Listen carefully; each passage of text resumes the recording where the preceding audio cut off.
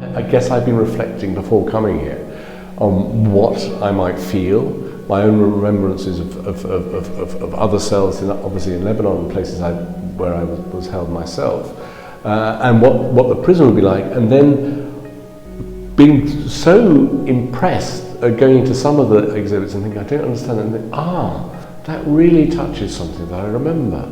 There's the thing by one of the organisers, Luminara, which is just literally well, not a bowl of flowers, but some, I think, wildflowers, a posy of wildflowers, which was inspired by her spending some time in here at night on her own, I think, and just being overwhelmed by a sense of peace.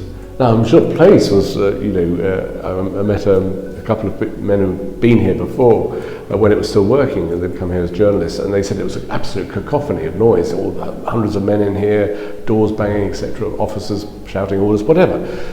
But she'd been a peaceful moment, and that struck me as interesting, because I thought, well, I remember moments of peace in my captivity, late at night, and you think, God, that strikes a chord. It's not what you expect.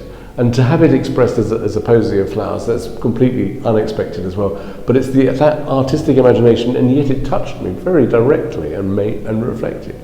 And another piece that really struck me, I mean, absolutely personally and vividly, was the piece by Scott Sandford called Mirror, because it just reminded me of an absolute moment of my own captivity, which I hadn't thought about for years, probably since writing a book about my experiences when I first came home.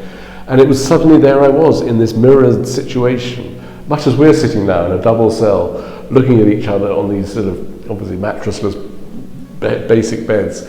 And I was looking at my fellow hostage, Brian Keenan, and seeing him sitting, looking, staring back at me, and we'd just been moved into this room. And each side of it was absolutely identical, and we had this kind of strange brick frame, so that it was as if it was a mirror one was looking at, but we were looking at each other. And I thought, that's so interesting, that whatever this guy, Scott, was thinking about when he created that, he's created something, and everybody who goes in that room will sort of walk in, look at the prison, look at the bed rather than whatever, cupboard in the room, and then turn around and see themselves. Think, oh, I'm in here now. That's interesting. What does that mean? You do question in captivity. Who am I? What am I thinking? Who am I? What do I mean? What do I look like? So I remember for the first good long time in captivity, I never had a mirror. And so that sense of who am I, identity, is a big thing. So that mirror thing from Scott Sandford was important. But then the other ideas of who we are and how we think of home when you're locked up, when you're denied home.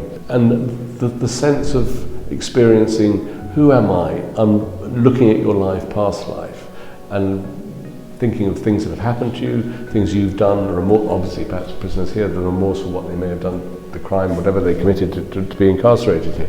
So all these things sort of touch on you in a fascinating way, and it sort of just makes you think, and it's about the whole idea of what is the purpose of these places.